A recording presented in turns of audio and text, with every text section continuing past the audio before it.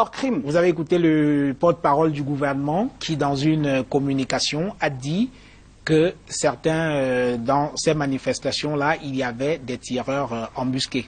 Vous l'avez bien écouté. Il ne m'a malheureusement...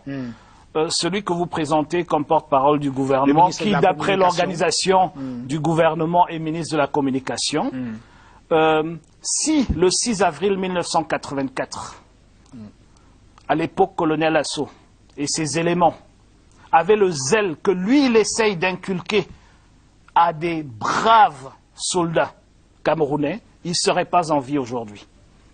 Voilà quelqu'un qui est allé en prison pour un coup d'État. Il n'y a pas de crime au-delà de ça. Il est allé en prison pour un coup d'État et il essaye de donner des leçons à des manifestants. Voilà quelqu'un qui a passé 7 années en prison pour un coup d'État.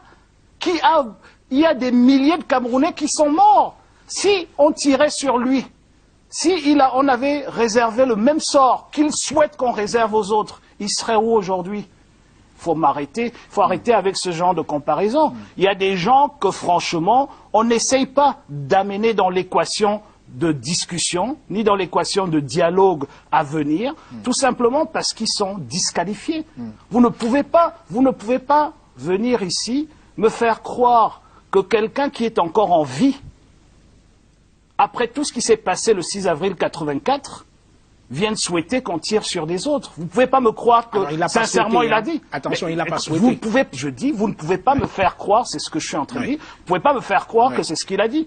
Donc ne me faites pas croire cela. Il n'a pas souhaité qu'on tire sur des manifestants. Je dis qu'il a dit au cours de sa conférence de presse qu'il y avait des tireurs embusqués parmi les manifestants. Moi, je retiens, quand on dit qu'il y a des tireurs embusqués, je retiens qu'on est en train de justifier le fait qu'on a utilisé des balles réelles sur des manifestants. C'est injustifiable, quel que soit le crime. Si quelqu'un entre chez vous, et vole chez vous, et ressort, et qu'on tire sur lui et qu'on l'abatte et qu'on le tue, c'est vous le problème et c'est pas lui. Parce qu'on a une justice qui doit être respectée, on a des forces de l'ordre qui doivent arrêter les individus, les traduire devant un tribunal. Il y a des gens qui sortent de l'ENAM tous les jours ou toutes les années pour juger ces gens-là, pour les condamner éventuellement ou les libérer. Il y a la présomption d'innocence, il y a tout cela. Aujourd'hui, nous avons des morts à la pelle, je le dis ainsi, c'est grave et il faut qu'on arrête avec ces insinuations-là. On ne peut pas construire un pays si la première des choses qu'on veut faire, c'est de le détruire. La première des choses qu'il faut comprendre pour tous ceux qui veulent encore une preuve supplémentaire, que ceux qui à Yaoundé crient sur tous les toits, que ces manifestations ou les contre-vérités qui distillent, c'est pour l'avenir de ce pays et c'est pas pour continuer à piller les ressources de ce pays.